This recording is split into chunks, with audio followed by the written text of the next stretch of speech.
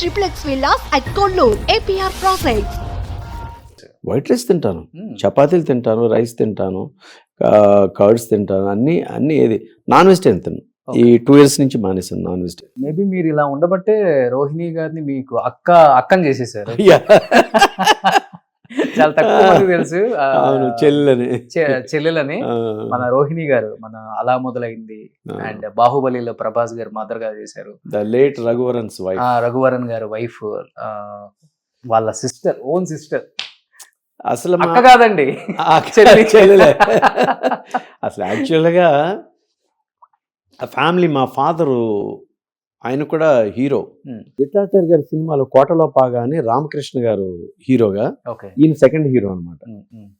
అట్లాగా అంటే ఫాదర్ నుంచి వచ్చింది. ఫాదరు తర్వాత రోహిణి చిన్నప్పుడు యశోద కృష్ణ ఫస్ట్ ఎంట్రీ. అవును, ఇద్దరు చైల్డ్ ఆర్టిస్ట్లే కదా. మీరు కూడా జంధ్యాల గారి సినిమాలో చేశాను. అట్లా ఫస్ట్ స్టార్టింగ్. దాని తర్వాత దాసనారాయణరావు గారు ఇంటర్వ్యూలో 100 members-లో 100 దీంట్లో సెలెక్ట్ అయ్యాను అనమాట. ఓ ఆడది ఓ మగాడు ఫస్ట్ భానుప్రసాద్ గారు, కొసరాజు భానుప్రసాద్ గారు. కొసరాజు గారు రైటర్ ఉంటారు కదా, వాళ్ళ అబ్బాయి అనమాట. అంటే రామనాయుడు గారికి రిలేటెడే, మేనల్లుడు ఏదో అవుతారు. వాళ్ళ దగ్గర నుంచి నేను సినిమా పరిశ్రమకి పరిచయం అయ్యాను అనమాట. అట్లా అక్కడి నుంచి ఎమ్మెల్యే ఏడుకొండలు ఇమీడియట్గా దాసరి గారిది సెకండ్ హీరోగా చేశారు. అందులో సాంగ్ నాగేశ్వరరావు గారికి రికార్డ్ చేసిన సాంగ్, యువరాజ్ సినిమాకి రికార్డ్ చేసిన సాంగ్ అందగాడు సంతకెళ్తే అని ఓ సాంగ్ దీనికి నాకు ఇచ్చారు, అంటే చెయ్యాలని చెప్పేసి చేస్తే నాగేశ్వరరావు పిలిచారు. అసలు ఫస్ట్ అన్నపూర్ణలోనే నేను, అంటే ఈ ఇప్పుడంతా కాస్టింగ్ అంటే ఏదంటారండి, అందరినీ పిలిచి ఇంటర్వ్యూస్ లేకపోతే ఆడిషన్స్ అప్పుడు ఆడిషన్స్ ఉన్నాయి కదా. అప్పుడు మాకేంటంటే ఇంటర్వ్యూ లాగా ఉండేది అనమాట. ఇంటర్వ్యూలా ఉండే అప్పుడు పిలిచారు. నేను theatre of arts acting course Andhra యూనివర్సిటీలో చేశాను. అక్కడి నుంచి చేసినప్పుడు అక్కడి నుంచి పిలిచారు. పిలిచిన తర్వాత నేను రోహిణి బ్రదర్ అని చెప్పలే, దాసరి గారికి తెలీదు. ఇంటర్వ్యూలో సెలెక్ట్ అయిన తర్వాత ఫస్ట్ డే షూటింగ్ అయిన తర్వాత చెప్పాను, చెప్పకపోతే మళ్ళీ తిడతారేమో అని చెప్పేసి. అది అట్లా స్టార్ట్ అయింది అనమాట నీ కెరియర్. అక్కడి నుంచి అలాగ వెళ్ళింది. అంతకుముందు కూడా ఆల్ ఇండియా లెవెల్లో కాలేజీలో బెస్ట్ యాక్టర్ వచ్చారనమాట. కాలేజీలో ఇంటర్ కాలేజెస్ పోటీలు ఉంటే, దాని కాంపిటీషన్స్ ఉంటాయి, కాంపిటీషన్స్లో బెస్ట్ యాక్టర్ ఆల్ ఇండియా లెవెల్లో వచ్చాను. అక్కడి నుంచి అందరూ కూడా నువ్వు యాక్టర్ అయితే బాగుంటుంది అంటే ఉండేది, లోపల ఉండేది.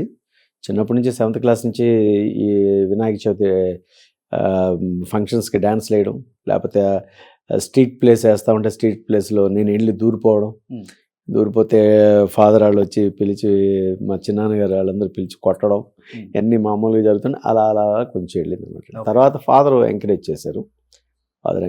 తర్వాత తీసుకు కళ్ళు పెద్ద ఎసెట్ కదా మీకు ఆ టైంలో. కళ్ళు ఎసెట్ ఎవరికి లేవు అసలు.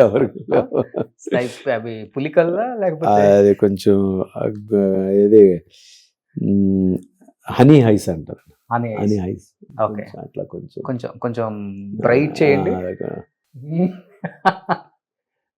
ఓకే. సో ఈ కళతో ఒక 30 years కుమ్మేశారు అట్లా.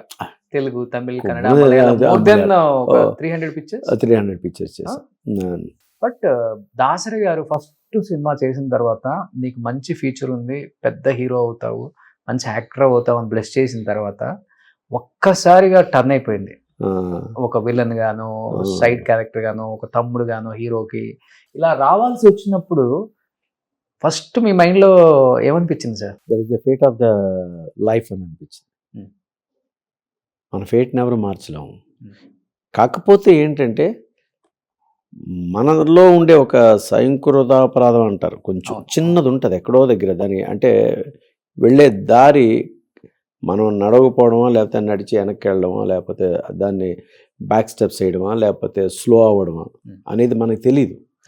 కానీ అది లాగుతూ ఉంటుంది. దట్ అనదర్ ఏంటంటే సరౌండింగ్ కూడా కొంచెం స్ట్రాంగ్ పిల్లర్స్ కూడా కావాలి.